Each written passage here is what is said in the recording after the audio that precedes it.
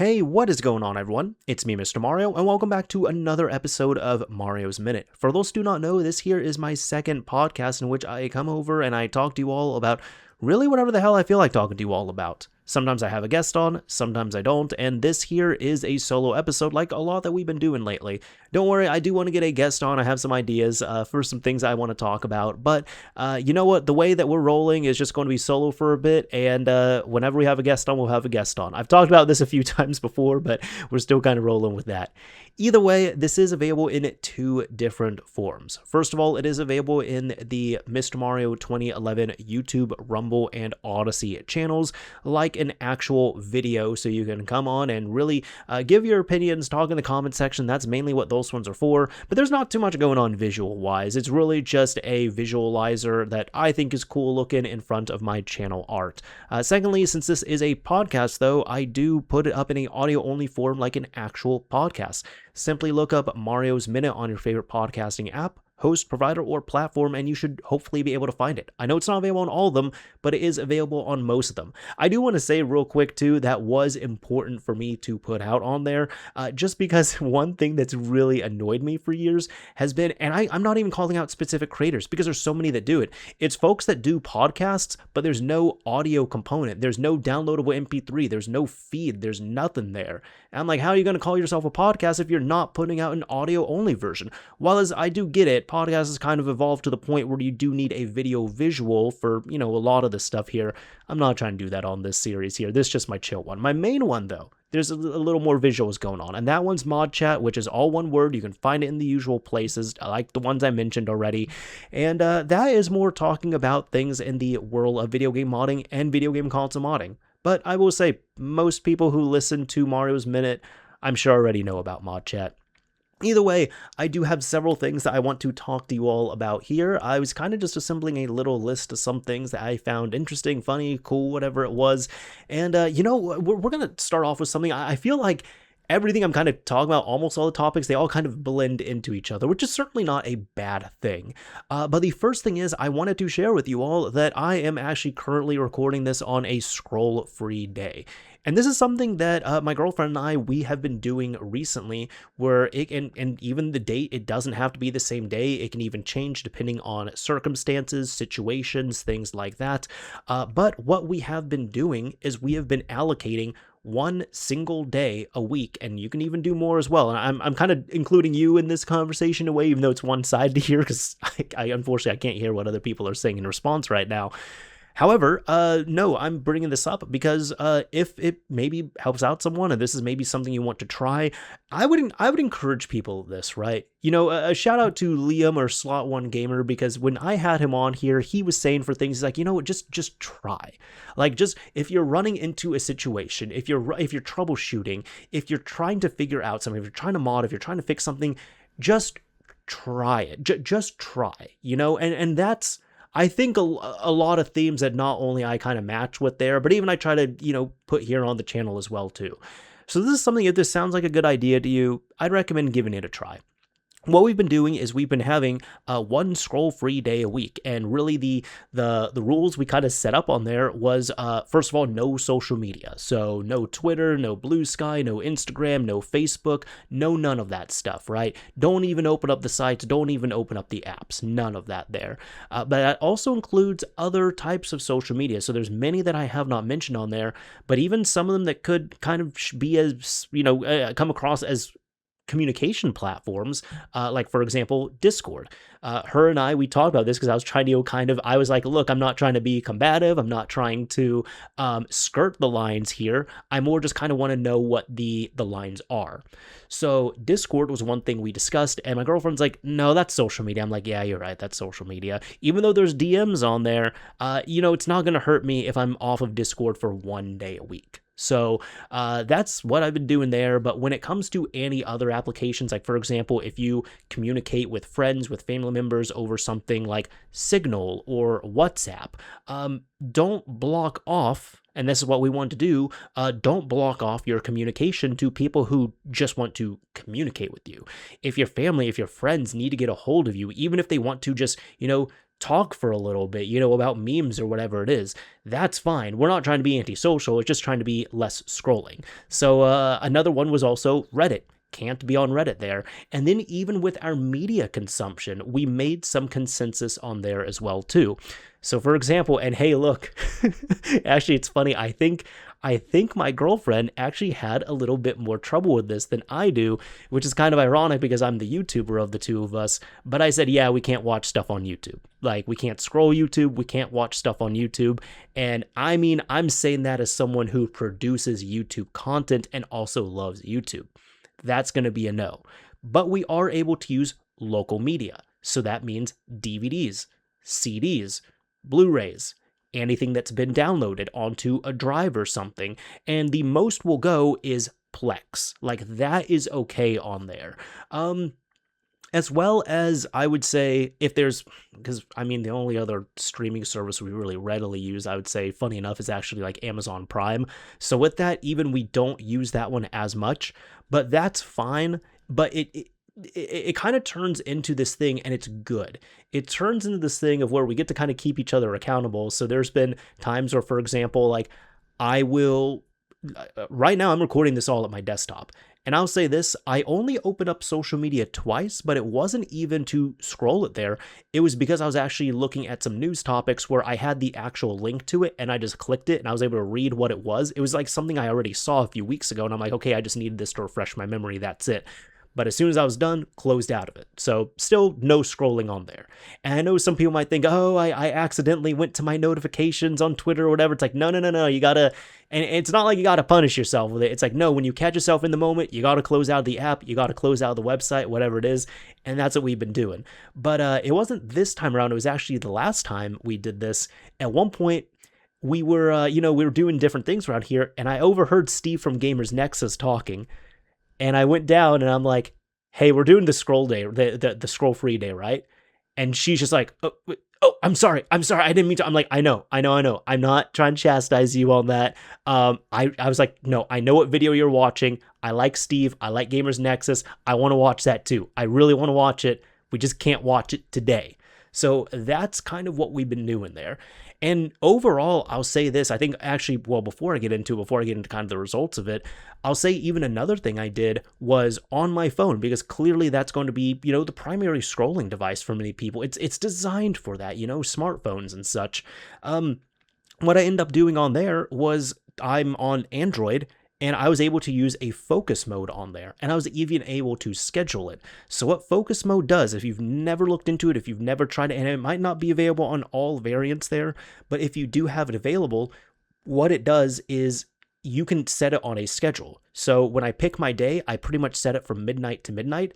And what it does is I then select the applications that I don't want any notifications from.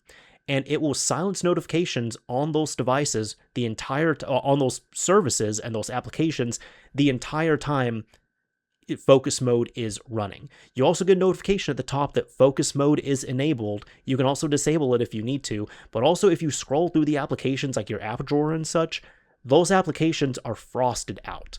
So it's really nice because now more getting into the results of it, like how it's kind of benefited, why I'm recommending it, why I recommend even people just give it a try. Because again, it's just one day, right? I'm one of those people because, I have a desk job, and because I do YouTube, and even I just enjoy the internet. I love the internet. I've always loved it. It's always been nice. We also kind of overconsume the internet. I'm certainly going to be guilty of that. And there might be people who are listening who are saying, oh, I'm not including that. And you know what? If you don't overconsume the internet, good job. Like, that's awesome. That's really cool. The thing is and sometimes, I'll be busy and I'm not on there as much, but other times it's kind of more of a distraction.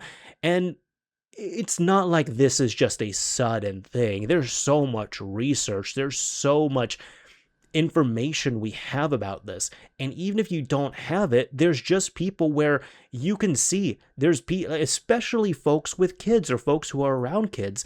People have talked about, they know about the meltdowns when they take the iPad away from the kid and the kid just melts down. We're seeing more data about how bad screen time can be, especially at those young ages. And it's just so much more prevalent than it used to be. I certainly, like when I was growing up, at the risk of sound like an old man, but I understand, I'm in my unk status now. That's how that goes.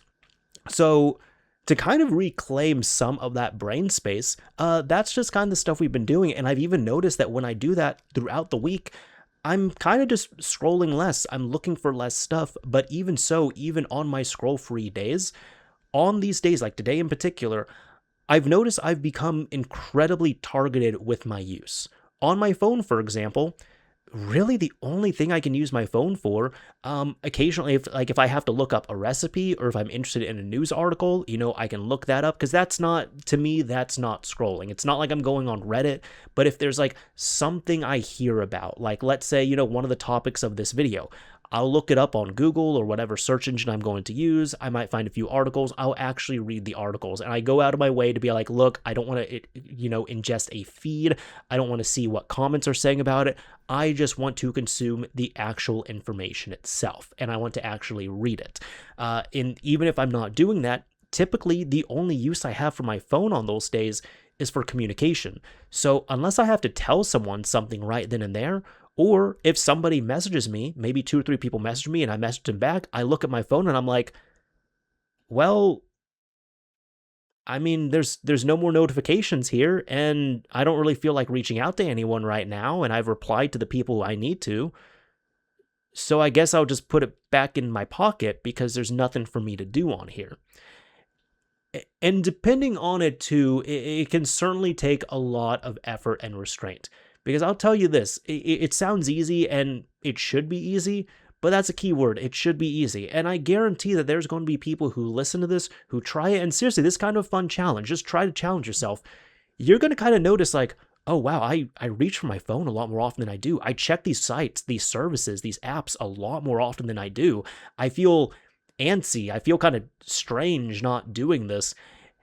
And I think that's an important feeling to feel, because it kind of helps you realize, okay, I shouldn't be feeling like this just not using these for a day.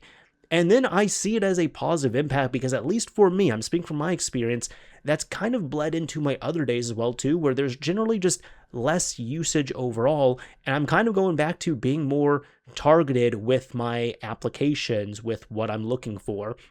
Now, there are times, it's not like I'm saying, oh, I don't scroll these algorithm-based sites anymore. No, I still do. They're fun to do, and sometimes I want to do that. There's times where I'm like, you know what, I could play a game, I could watch something, but I kind of just want to scroll some stuff for like 30 minutes just to get some laughs, just to see what's going on.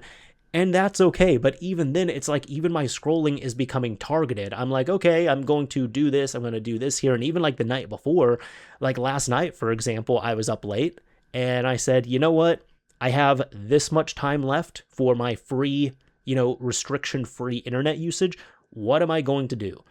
And I ended up researching a few things, and I was reading some articles that bled into past midnight. So I kind of had those articles queued up, and I'm like, okay, cool. I can't look at any of these other applications. I can't look at any of these other sites, but this is the information I want to ingest.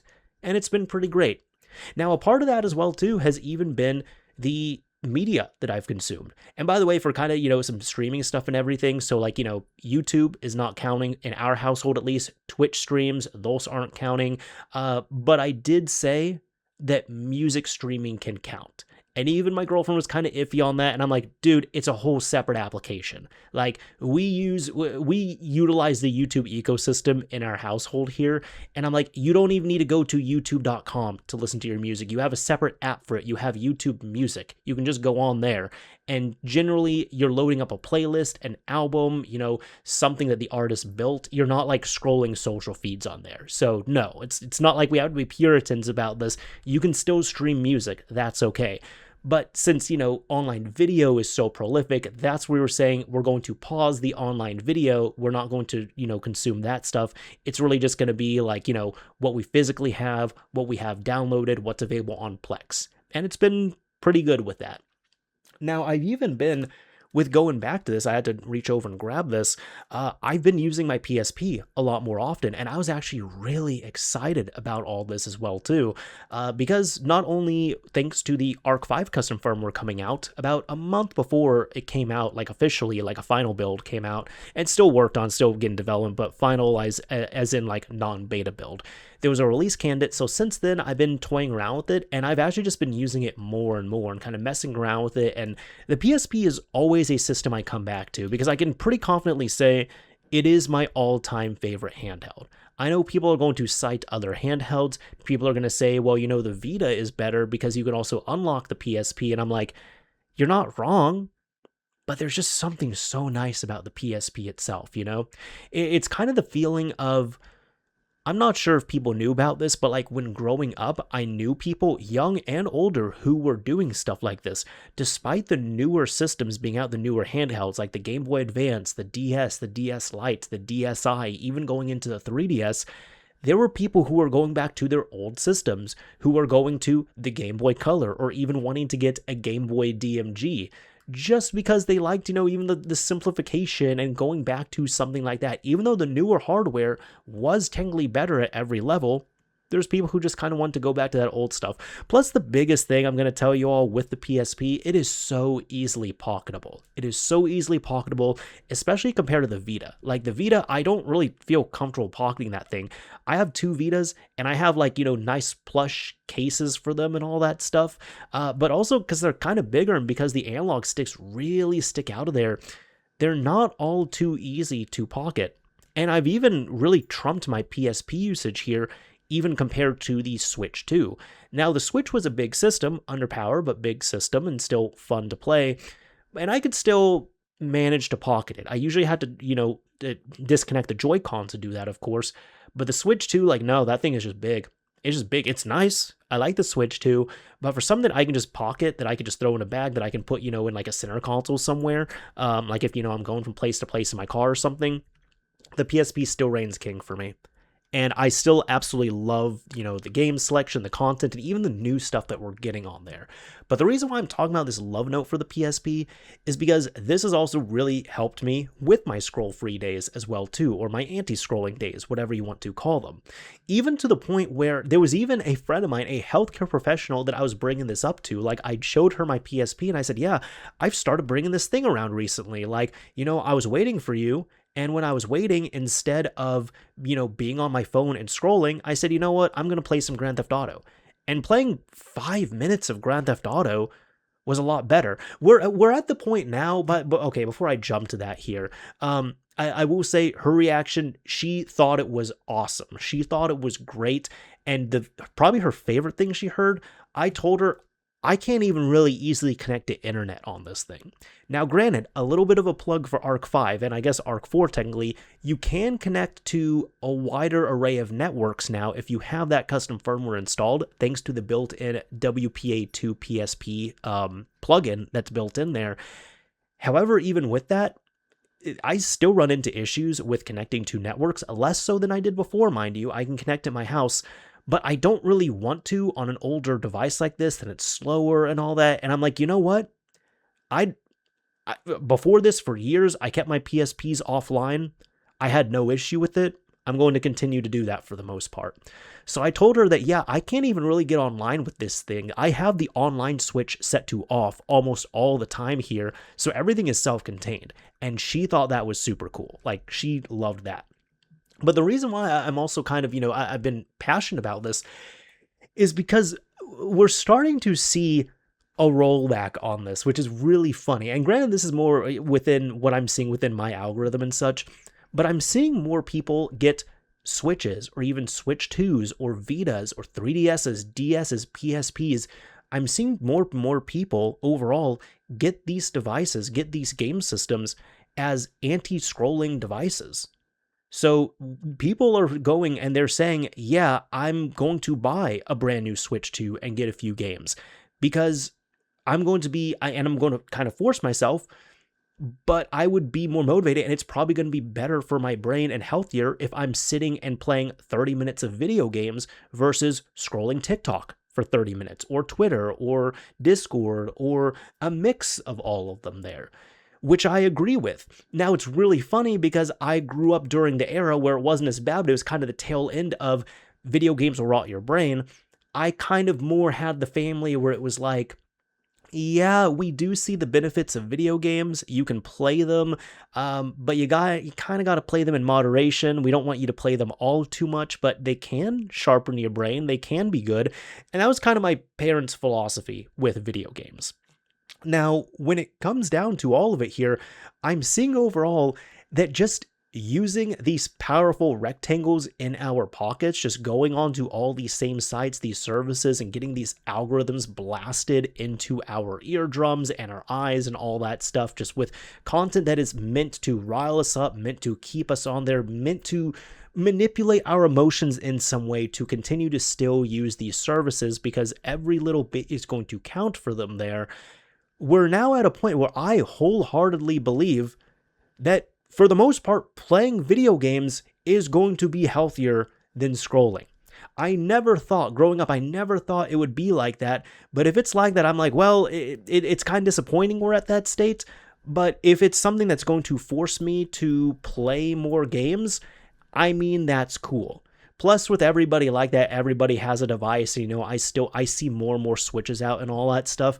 It's not even really looked at weird anymore to be playing a game system in public. Like recently, I was getting my car worked on, and between stuff that was going on, I was playing my PSP, and they even commented about it. They were just like, "Yeah, we saw that you looked like pretty like serious in your gaming." I was like, "Yeah, no, I was on my PSP. I was playing Grand Theft Auto," and whenever people see or hear about me having a PSP, it's never negative. It's always surprise and pretty positive. Like even there, like the people who were commenting about, they're like, that's a throwback. That's awesome. One time I went to the post office, I was picking up a package. I had my PSP in my hand, and the guy looks over. He's like, "Whoa, is that a PSP?" And I said, "Yeah." He's like, "Whoa, cool." Like people are just excited to see that because it's not really as disrespectful now to just have your device out when you're waiting, because that's kind of what everyone does. Now, if you're on your device actively as you're talking to someone, of course that's going to be rude. And there's going to be many restaurants and many places and services where they have signs where they say, "Hey, get off your phone while you're talking to us. Please wrap up your conversation. Please not pull your phone out while you're doing this here." And I totally get that. However, like I said, we're in this kind of topsy-turvy, upside-down world at the point where now in the big year of 2026, playing video, like you're waiting for the bus, you're waiting for your friend to show up, you're waiting for an appointment. I would say it's a lot better to play video games for those 10 minutes as opposed to scrolling. And it seems to be something different, but it seems to be looked at pretty positively, at least from my experience there. I haven't gotten anything negative, bringing these systems out into the wild. It's really just been, positive stuff. So that's been cool overall. Now, one thing with that as well, too, I'm still going to be going on this whole PSP tangent right here. Let's say that. Yesterday, I ended up going to a few shops, and I ended up dropping into a local game shop, and they were kind of a mix of like a game shop and like a vintage collectible place. So they had Pokemon cards, video games, consoles. That was probably like half the shop, and the other half was, hardware, CRTs, masks, old shirts, things like that. And I got to talk to the owner of the store, and it was really cool because I actually complimented him. I ended up picking up a game there. I actually have it next to me. I ended up picking up Die Hard Trilogy 2 on the PS1 for about $15. And from what I saw, it was a fair price. And I actually said, you know what? I'm going to get it because I had this game back in the day. And I still have it, even the one. I have it on the shelf here. I actually pulled it off my shelf. I said, I had this game. I actually really liked this game. I have the case and the manual. I have no idea where the disc is. The disc has been missing for years.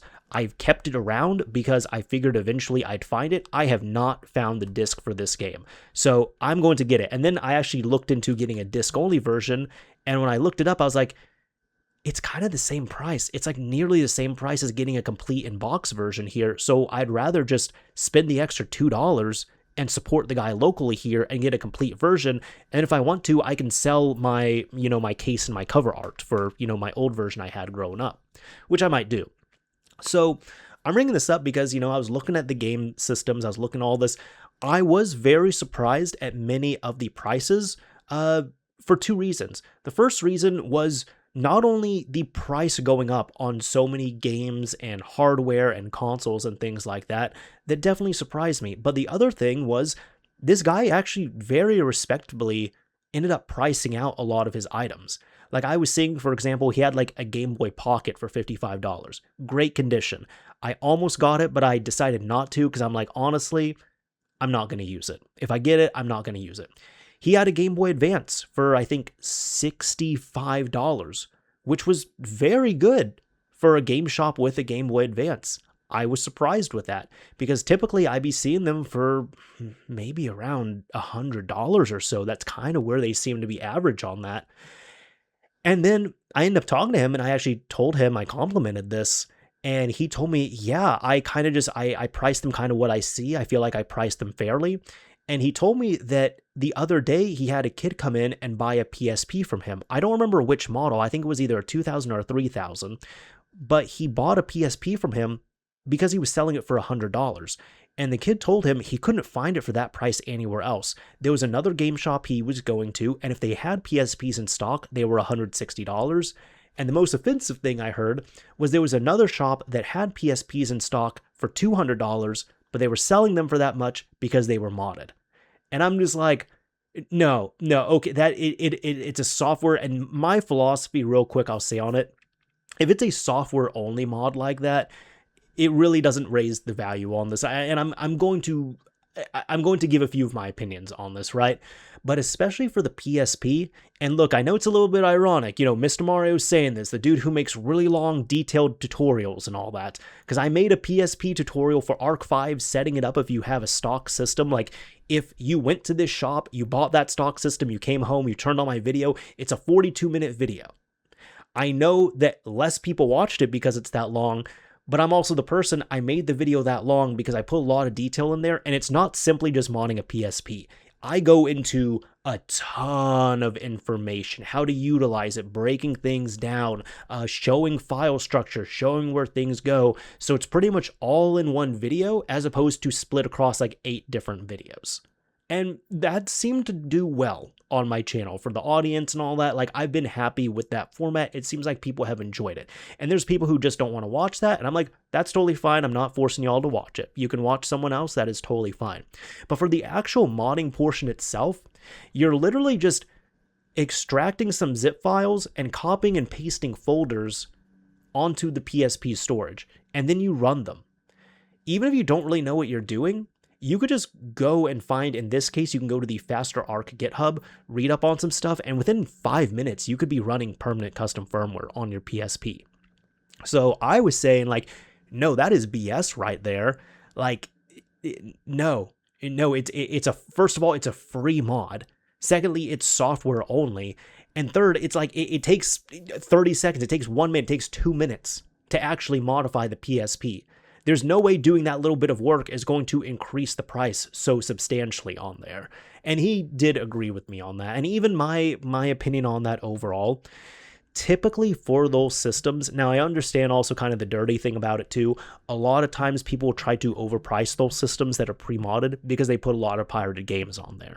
So I'm not going to be, the police about this. I'm not going to be wagging my finger about it. I will just say you're not supposed to be doing that, and I'm going to leave it at that.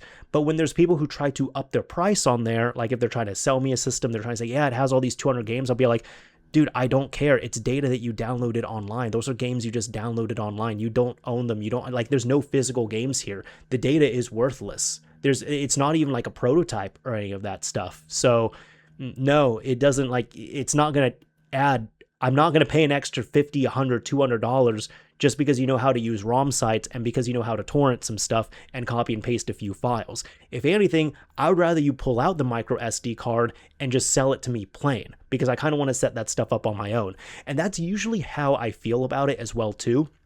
With hardware modifications, I can understand. And if it's a more complex software situation, like let's say let's say a medium here, right? Let's say you're buying a soft modded Xbox from someone, but it's been upgraded with a 2 terabyte hard drive. That does require some more effort at a hardware level. I'm not even talking about a custom BIOS. I'm talking about a soft mod, which, I mean, in my opinion, you shouldn't even be overpaying for a soft modded system like that. But if that's your only option right there, I mean, if the person went in, they cleaned up the system, or even if they just, did the thing of, they changed the IDE cable to an 80 wire one, they end up putting in an IDE to SATA adapter, they end up going through the process of locking the drive specifically to that system.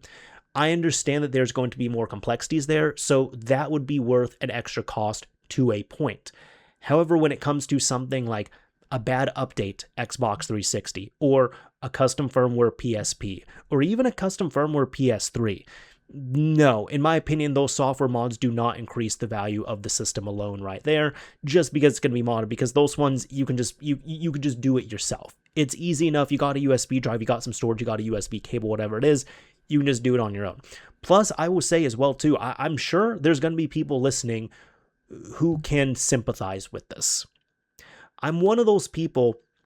If I purchase a system that's been pre-modded and done up and had all these customizations to it, I actually do not like that, because the problem is I have no idea what the installer did to that system. I have no idea who modded it previously. I have no idea what they did. I have no idea what mods they put on, or what forks, or what they did here and there. And depending on the system and depending on my familiarity, even if I'm familiar with the system, I'm not going to be 100% sure of what they have right there. So with that, I'm like, you know what? I would rather just install the mod myself, so I know where everything goes, so I know exactly what's on there, so I know what my system has. And because I see it with so many people, I've seen it with so many people, especially with the tutorials and the content that I make. Xbox 360 is actually a big one where, granted, this is a hard mod, mind you, but just for the sake of, an example here, there's people who they get RGH systems. And maybe they get it from a friend, a family member, maybe they bought it from a place and, they just forgot about it for 6 years, and they come back to it and they're like, I have no idea how to update this thing. I don't know what mod is in here. 3, 1.2, 2, 1, RJ tag. I don't know what's in here. They don't know anything about it. They might not be able to contact the previous person. They might not feel comfortable opening up the system and diagnosing it themselves. So if they try to do something like a NAND update on there or patch their NAND in some way, and they pick the wrong settings, they end up bricking their system because they don't know what was in there.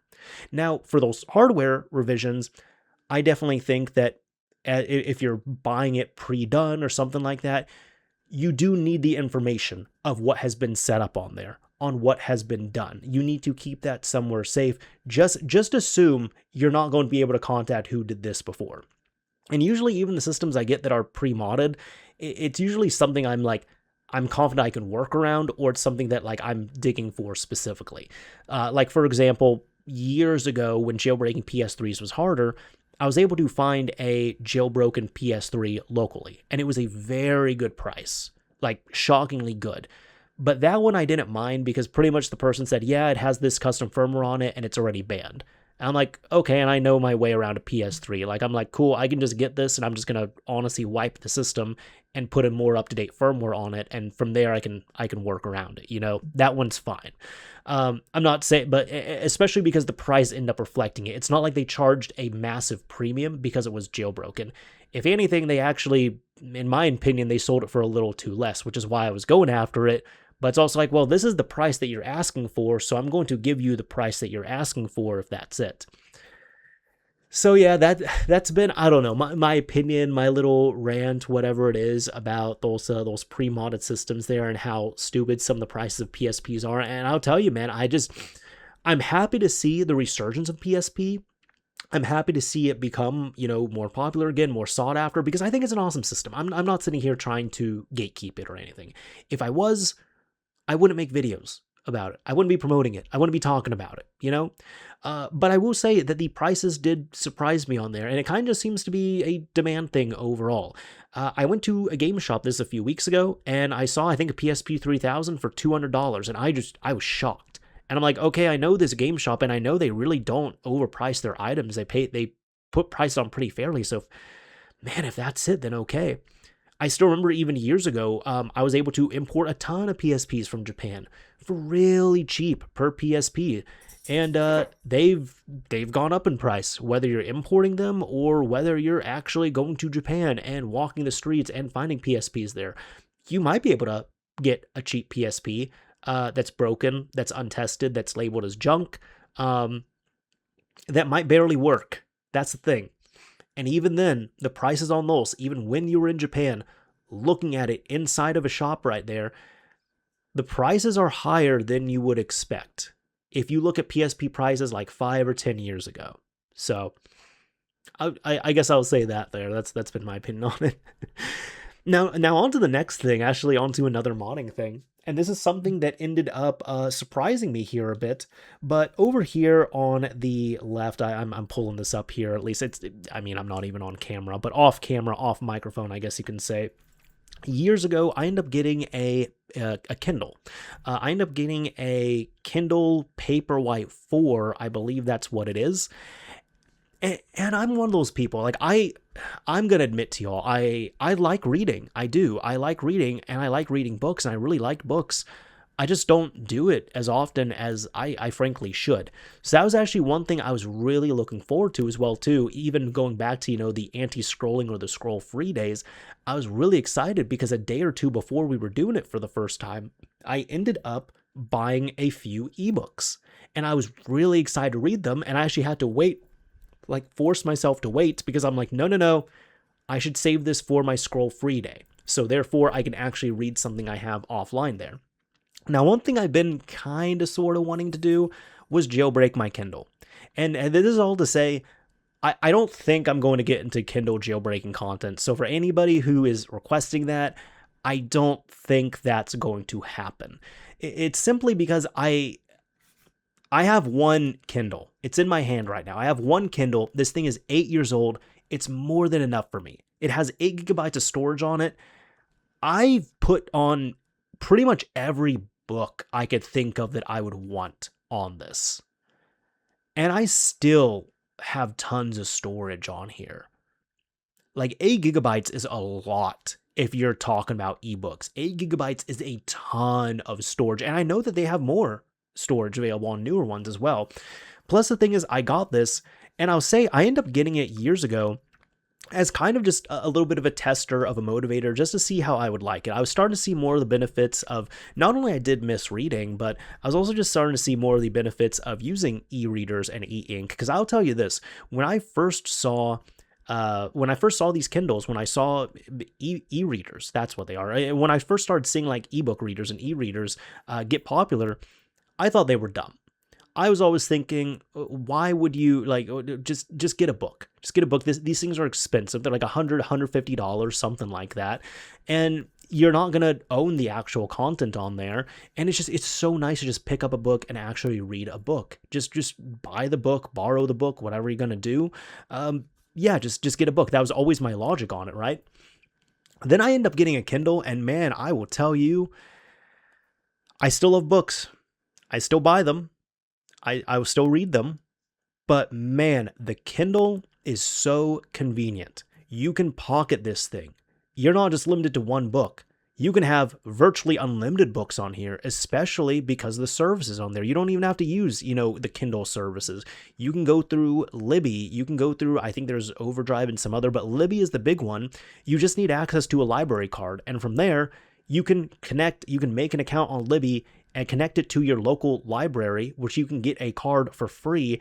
And from there, you can check out ebooks and read them directly on your e-reader from your library. And that's not a bad thing. I tell people, I have jokingly say this, but I tell people, if you're not using your local library, you are wasting your money. Because if you're paying taxes, they are going to things like that. Additionally, if you are not checking things out from the library, that shows a lack of interest. So if there's books, if there's music, if there's media, if there's stuff that you're interested in and you don't want to pay for it, or you just want to try it out, or you want to experience it in some way, check your library. I cannot promote that enough. And it's something that I have valued more and more as I've gotten older. But mind you, with this Kindle here, it's always been slow. And that was the first thing that surprised me on it, right? The first thing that surprised me was that it was very slow. And I ran the latest firmware updates on it, and I'll tell you this, even I've had the latest firmware on this for years, because it still stays up to date. I think the last firmware update was like last year, and it hasn't really gotten anything else. But the point is, this thing's been slow since day one. And that was just kind of an issue with it. And I'm like, you know what? It's fine because I'm just reading stuff. I don't really like to read books. I don't mind articles and stuff, but I don't like reading books on a computer screen. I don't like reading books on a phone screen. There's been times I will, if I really feel like reading a book I have, and, I'm on vacation, and I thought, oh, I'm just going to leave my Kindle at home because I'm not going to use it. And then I'm like, well, dang, now I really want to read something. And I only have my phone on me, so I'm going to do it here because it's, it fits in your hand and all that stuff. That's fine. But the other nice benefit, too, of these Kindles is that you can read in a completely pitch black room. That's awesome. They have dark mode on there as well, too. And I'm like, well, I can't really do that with, I cannot do that with a book. Like, no, using like a reading light or something, that doesn't count. Like, this is like an actual front light on here, and you can set it to dark mode so the pages are black and the text is white. It's actually really nice. And for that stuff, I'm like, you know what? I do love my Kindle, but for the stuff I really, really love, like the stuff I actually want to get, I am still going to support it physically, of course. Now, talking about all that, I ended up jailbreaking this Kindle. And this is something that I had been kind of thinking about for a while, but I just kind of kept kicking the can down the road because I'll be honest, I didn't really know that much about it. I was just ignorant about it. And I'm not sitting here saying, oh, you have to jailbreak your Kindle, because I don't think everybody really needs to do it, right? Because there is more manual process. There is more housekeeping that you need to do. But the nice thing is, it's incredibly accessible now. Funny, like I think the website is kindlemodding.org. You can just go there, and it's set up like the 3DS guide, like the Wii U guide, like any of those guides where you just, you enter your information, you can learn more about the jailbreaking process. And you know what? I will say, and I don't mean this as a disrespect, I more mean this as kind of props, right? Because I get there's a lot of moving parts of the Kindle jailbreaking scene. But as, the resident console modder here, we have better guides. And that is something that surprised me. Like 3DS Hacks guide, the Wii U guide, many of the other guides on there, like the, step 1, 2, 3, 4, like going through that process, the websites that are set up to modify these specific systems, those have been better resources just flowing together overall, and have been easier, to me at least, than the Kindle modding one. Because the Kindle modding site, it is quite good, but I just noticed there was a few times where I was like, okay, shouldn't I do this, and now I have to do this here, but now I have to do this, but I did this previously, and that's stopping me from doing this, so now I have to go to this other thing, and well, now what does this do? And now I need to find something else, and is it in the guide? It's in the TOC? No, it's, well, where is this? Okay, I guess it's here. And now I need to learn how to use this. And oh, wow, that is a really old website with tons and tons and tons and tons and tons of really dense information on here that I don't really have the time to read at the moment. That was kind of my experience with it, right? It wasn't necessarily bad, but I think the people who are well-read should be able to figure it out on there. But someone who just has like no technical prowess at all on there, it's definitely going to be a struggle. I'll say that. And I firmly believe that people will struggle more with the Kindle guide, at least the one I was using, as opposed, because there's different jailbreaks for different systems and all that stuff, than using like the 3DS Hacks guide or something like that. No disrespect meant on there. It's more just that was my experience coming from the console modding space and going into the Kindle modding space.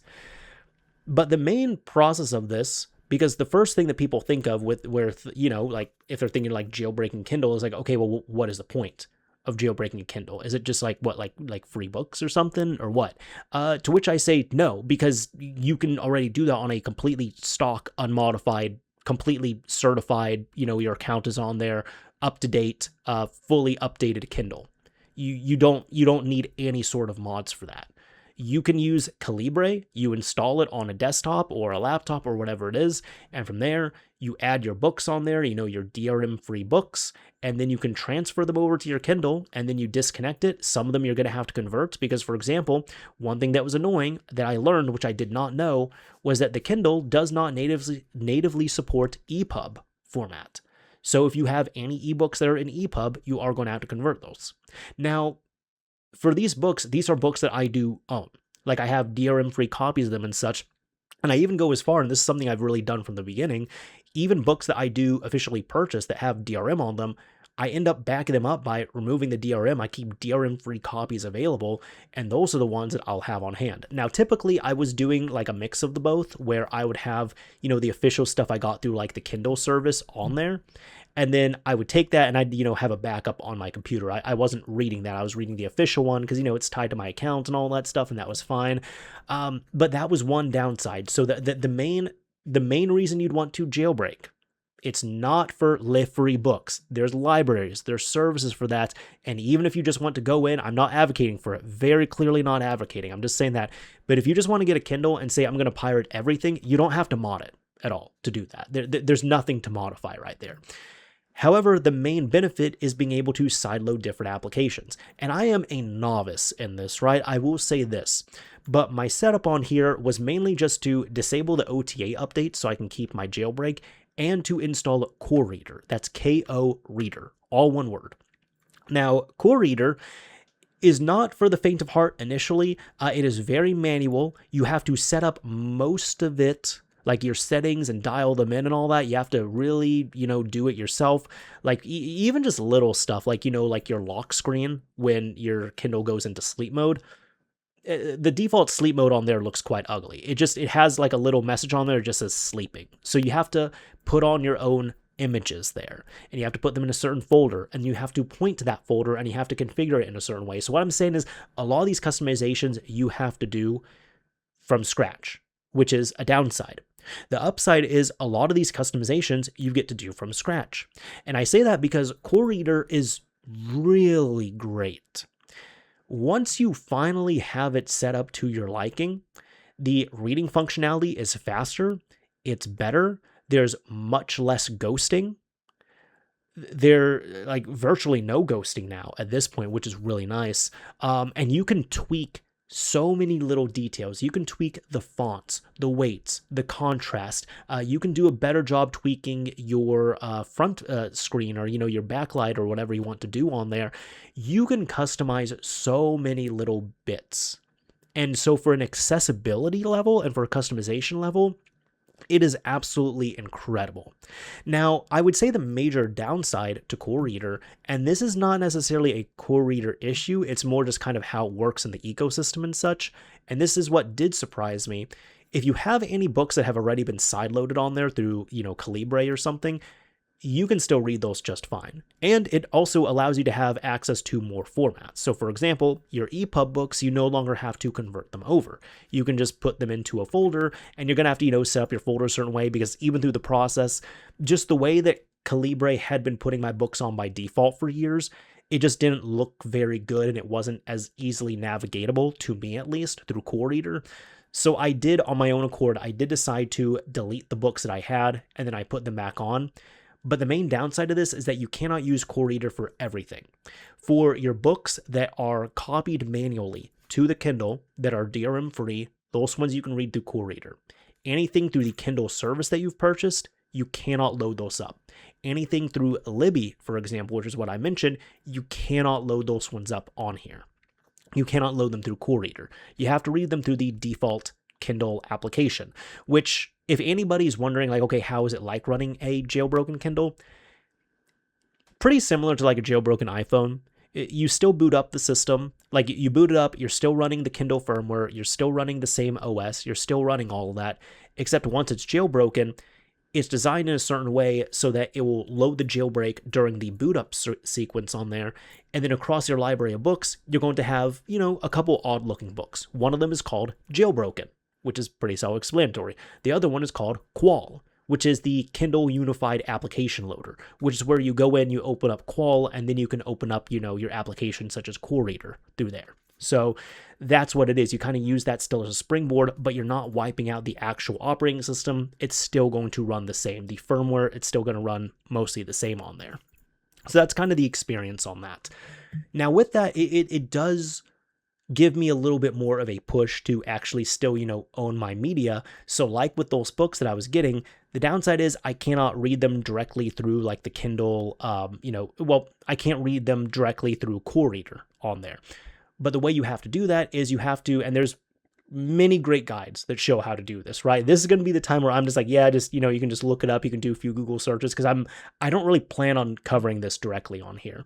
But what you can do is you can set up, Calibre with a few extra tools and, on your desktop or whatever it is to be able to download the books that you have purchased and then it's able to pull the DRM off of them. And then you can bring them into Calibre. And from there, you can re-import them onto your Kindle that's been jailbroken as DRM-free copies, and those ones you're able to read through Core Reader, which is what I've been doing. There's a few extra steps to do it, but you know what? For that sense of ownership, and especially for a better experience reading it, it's been pretty good, I would say. Now, I will say that I remember when I jailbroke initially, I was kind of like, okay, now what? Like, I don't really need this. Like, it's nice to have, but I don't really understand fully why it's nice to have. And when I was looking it up, I actually ended up reading a thread that answered that pretty well for me. And I'm going to leave you all with this, right? One person was talking about it, and they said that, yeah, a lot of people were in my same circumstance, and they were wondering, like, okay, why jailbreak it just for Core Reader? And they said that's actually the main reason for it, because of Core Reader. And if you need more of an example, it's that Core Reader is so customizable, and even though it is not going to be the most user-friendly at the beginning, and it does require a good amount of heavy lifting, kind of just to get everything set up to how you want it to be, to configure it, to do all that. Once you have it set up, it's pretty great. And especially even then, if you have other devices with Core Reader, if you install it on your Android, if you decide to get a Kobo, if you decide to get other e-readers and you end up installing and using Core Reader, the interface and everything is the same. It becomes the same experience across all devices that you are using Core Reader on. And from what I know, I think you can even take your settings that you have dialed in for your specific configuration and you can import them across other instances. So it's less that how do I put it? It's less that the default reader is bad, and it's more that you're kind of trading it in for a more uniform experience, because wherever you go, you're going to have the same experience as long as you're, running that Core Reader setup. So that's my experience so far with jailbreaking my Kindle. I would say it's been positive. I'm looking forward to more reading on there, and it's kind of just, as I see this sense of ownership really get stripped away so much from the internet, from our content, from all that, I don't really want to fold to that. I'm more just like, okay, cool. I just kind of got to make sure I own what I own. And if I have to jailbreak it, if I have to modify it, whatever it is, so be it. That's going to be fine. Even if it's a little extra effort, that's what you got to do. Because all of this, the lack of ownership, well, I mean, we traded it for convenience. That's it. So if you want to become a little less convenient, you can start reclaiming your stuff. And that's what I'll say there. So, I got more passionate about these topics than I expected on here. And we're almost at the end of this episode, but there's a few things that I wanted to share with you all. Pardon me as I take a drink here. Oh, man. Okay. So, you know what? I'm going to share one game store story. I don't know if I've shared this one. I'm not 100% sure, so if it's a rerun, hopefully it's a good rerun. But if you're net new to this, then, give it a listen here. Hopefully you all enjoy it. Now, this is a story of what happened at one of the game shops I worked at, and for, context here, there was a local mom and pop game shop. We had two locations that I worked for about 2.5 years during my second half of high school. I ended up leaving it because I was going to college and I was taking on jobs there. But overall, it was my first job. It had the pains of a retail job, but it's not like it was a difficult job. It's not like it was a horrible job for any means. It was just, it was retail is what I say. But I enjoyed my coworkers. I enjoyed the experiences there. Even though, ironically, I started to play a lot less games. Just because, kind of being around games like that all day, it can do a little bit of a number on you. But still, this is what happened sometime after. And I had gotten these messages. I kind of had to play, how do I put it? I kind of had to play a little bit of like telephone here and there, but even like after I left the store, I still was able to get a discount there. I still stopped by. I would hang out, talk with the employees and all that stuff. And when I left, there was several new faces that came in, and I kind of have to line up. I have to line up the characters. For our first character here, we're going to go with, let's just call this guy Jacob, right? Now, Jacob is my friend. The employee here who I was cool with, but I wouldn't say I was like friends with or anything. And he had joined in, after. But I still talk to him and stuff. We're going to call him Brian. I really had to kind of think of a name for that. But of course, the names for all this stuff are going to be changed. And then the third character here is going to be my former boss. And we're just going to call him the boss. There we go. So Jacob was a person who he had known all the people, all the employees for many years. Even like, for example, I got hired at this job initially because I started becoming friends with the manager there. And he was kind of like an older brother to me. Now, Jacob had already known the older manager from, from other game stores he worked at, from previous experiences and all that stuff. So a lot of Jacob's friends end up becoming my friends. Or not Jacob, sorry, my manager. My manager's friends end up becoming my friends. But Jacob was one of those friends who, got imported into my friends list there, I guess you can say. So the story goes that, and I heard this originally from Jacob. He had called me, he was mad about this, and it was dramatic. And probably not legal either here, I'll say that, but it's been like 15 years and we're just going to get right into it. And like nothing really came of this, right? And I'll get into that. So what happened was Jacob used to zip around everywhere on a motorcycle for the most part. And I guess there was one day he told me he pulled up to the parking lot of our second store. And he wasn't even trying to go into the store because he knew that I wasn't working there anymore. He knew that my manager was working there less. And he just wasn't as crazy about the newer blood that was coming in. Now, I don't even remember why he was in that shopping center, but he was there for something, and I think he was shopping around a little bit, and it was a hot day, and he was tired, and he was exhausted, and he had just been dealing with stuff, and I think he needed like scissors or something like that, just for something quick. So he looks over at the game shop, and he's like, you know what? I'm just going to go in there and ask if they have scissors. Now, one thing you got to realize is that Jacob and Brian had some kind of one-sided beef. Brian didn't have any beef with Jacob, but the way Brian acted towards Jacob just always annoyed Jacob. And Jacob would always tell me, whenever he'd bring him up, he'd be like, man, that guy's a cornball. That guy's a cornball. And I was like, what do you mean? He's like, he's just a cornball. I'm like, what do you mean he's a cornball? He's like, he's just a corny dude. That's it. He's just a corny dude. I don't like, it's not like I hate him. But like, he's trying to like chop it up with me and be cool with me and all this stuff. And like, I don't mess with this guy. He's just a corny dude. That's it. I never understood it fully, but I'm like, okay, you don't like the guy. It is what it is. I'm not going to get involved in this, right? So apparently what happened was, I'm sorry, I'm laughing already before it happens. So it's this hot day. Jacob just needs to use some scissors real quick. And he's cool with the employees there at least. So he pulls up to the game shop. Now, apparently he told me when he pulled up to the game shop, he hadn't even opened the door, and he sees Brian looking at him.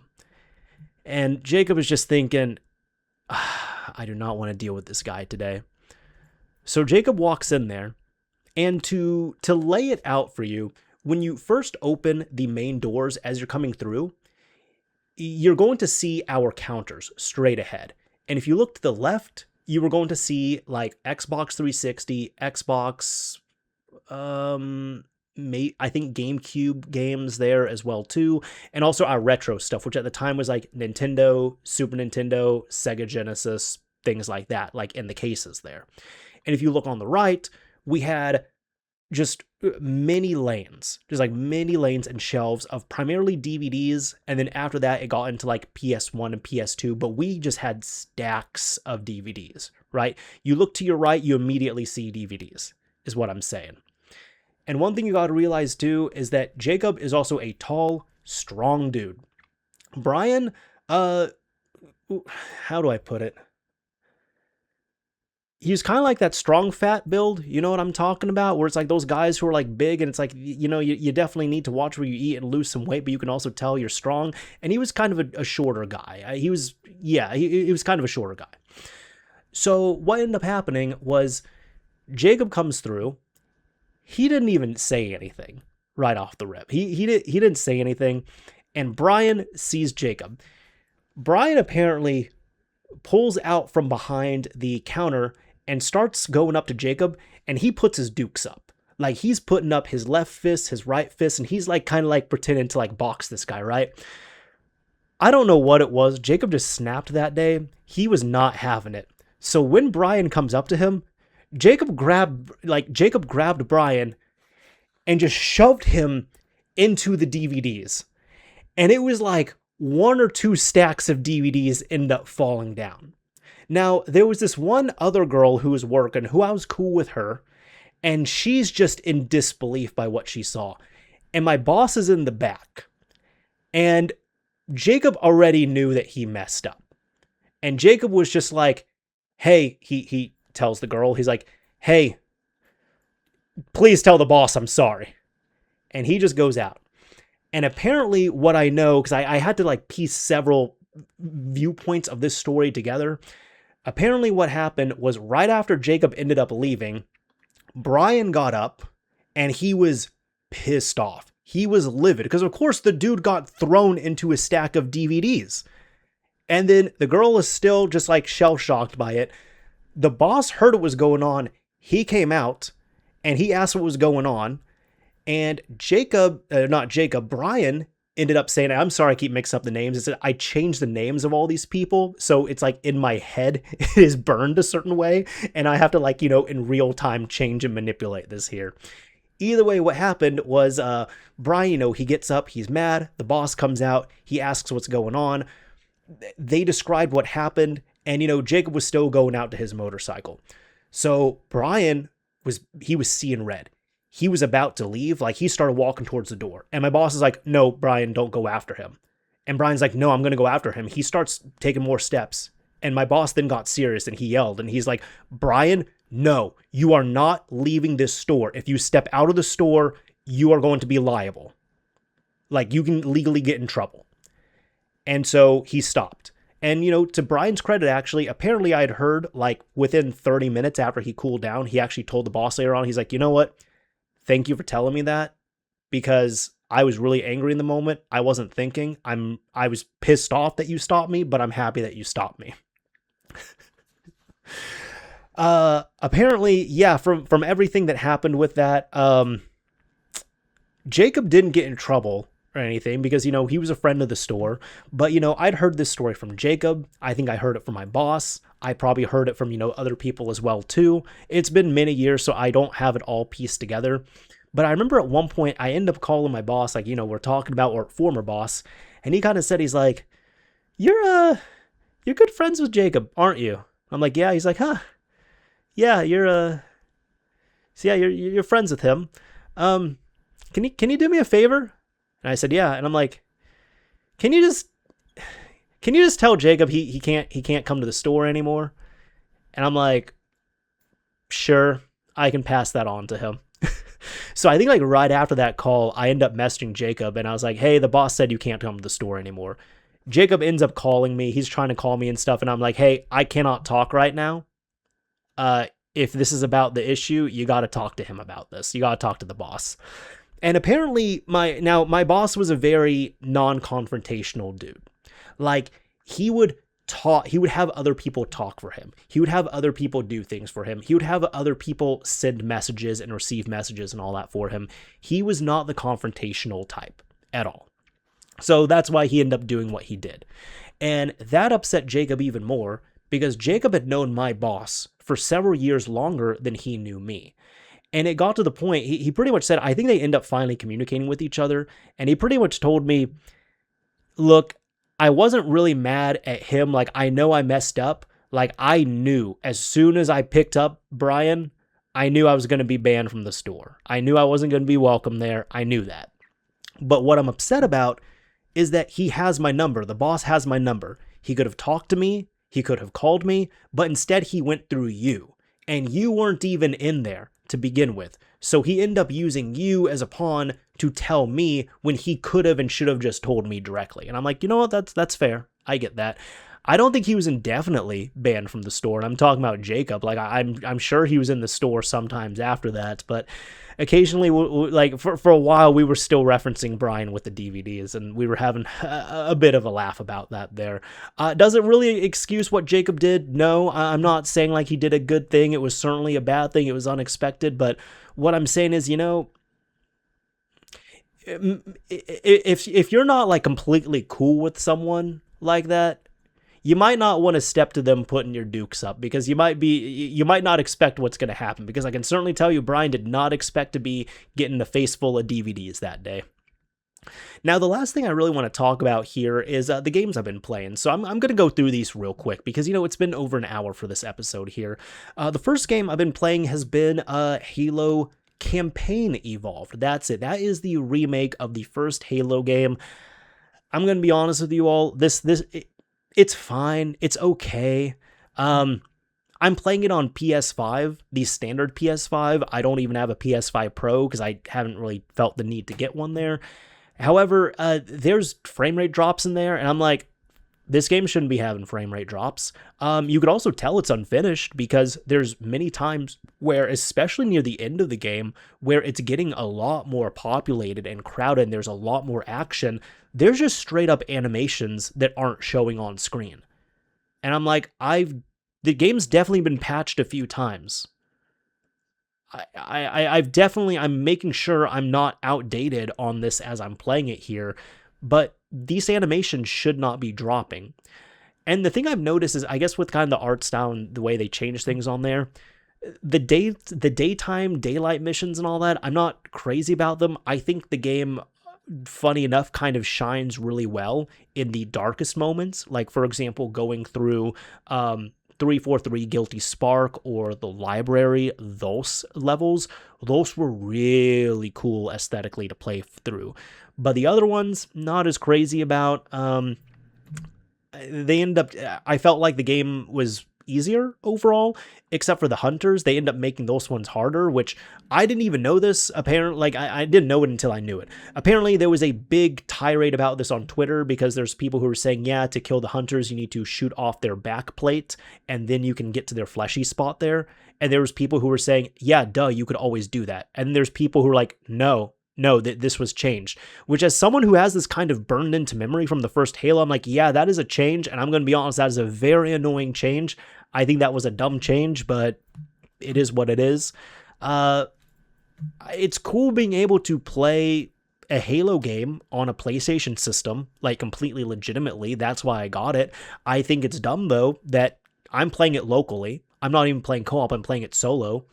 I have to make an Xbox Live account. I have to tie an Xbox Live account to my PlayStation Network account, and that's permanent. You can't undo that, and you have to be logged in to play the game. I think all that's very dumb.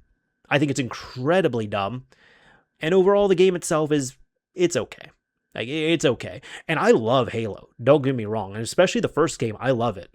Like, I've played it on Xbox, played it on 360 through backwards compatibility, played it on 360 through Halo Anniversary, played it on Xbox One through Halo Anniversary. Again, I played it on PC as well.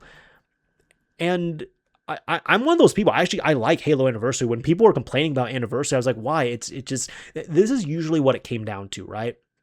This is usually what it came down to. When I would try to push people for a reason, they'd be like, yeah, no, Halo Anniversary sucks. I'm like, why does it suck? They're like, it just sucks. I'm like, why does it suck? They're like, well, it's like the same thing. I'm like, yeah. Well, it's the same game with just better graphics. Yeah, that's what I wanted.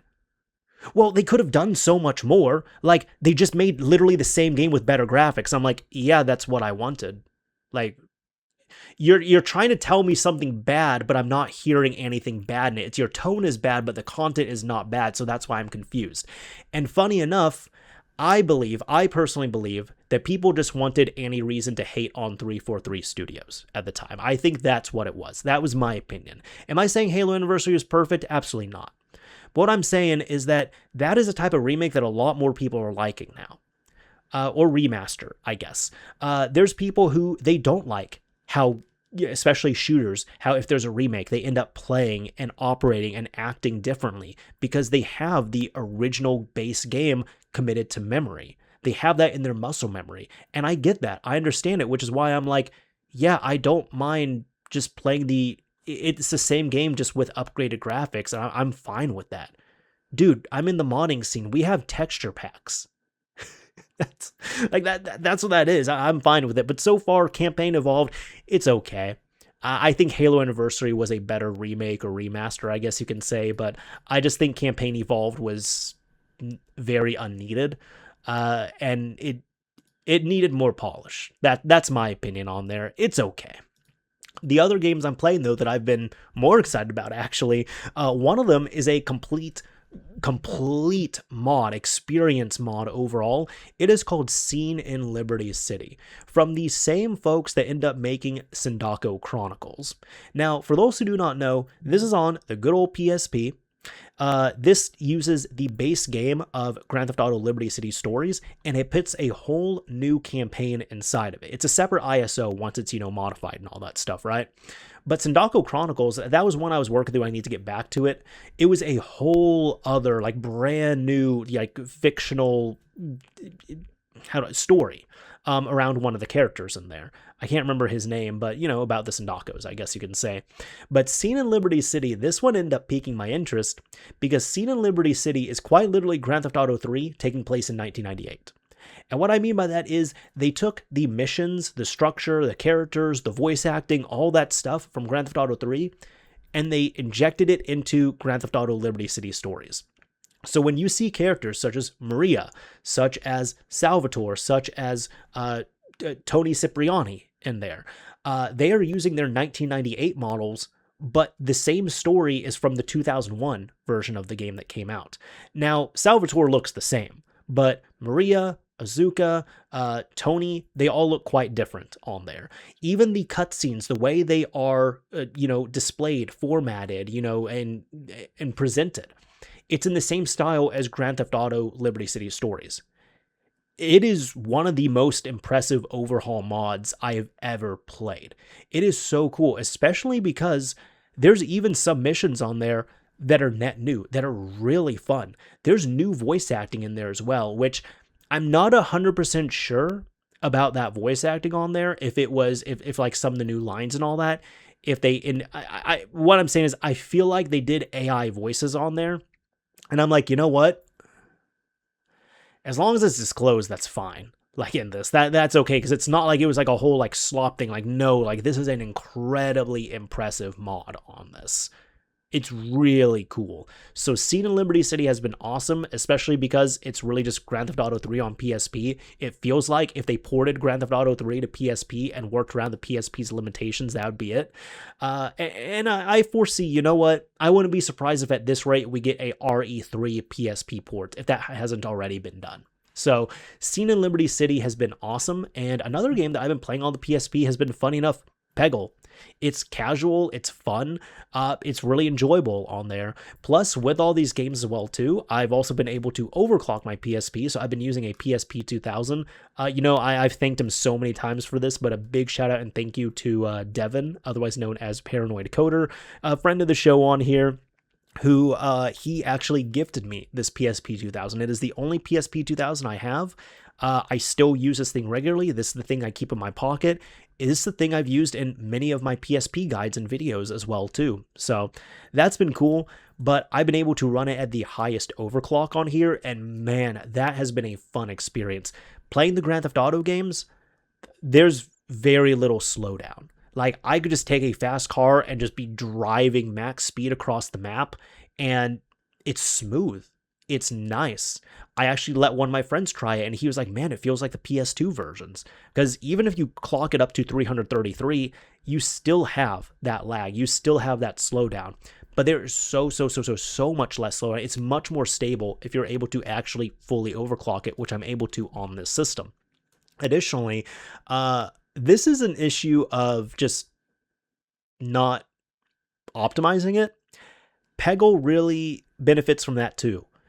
I was playing a lot of Peggle. I played a lot of it at 333 megahertz, and I was still running into slowdown and issues and all that stuff. You overclock it, it's smooth. And I'm like, dude, it's Peggle. Grand Theft Auto, I understand, because Grand Theft Auto was an incredibly impressive feat of engineering to run on the PSP. Both Liberty City Stories and Vice City Stories. But dude, this is Peggle.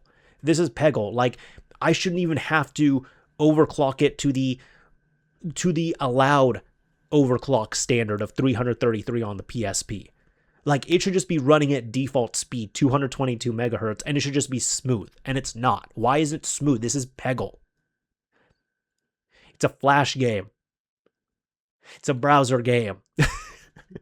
But it's still been fun overall. But who would have thunk that that overclocking would bring such a better Peggle experience?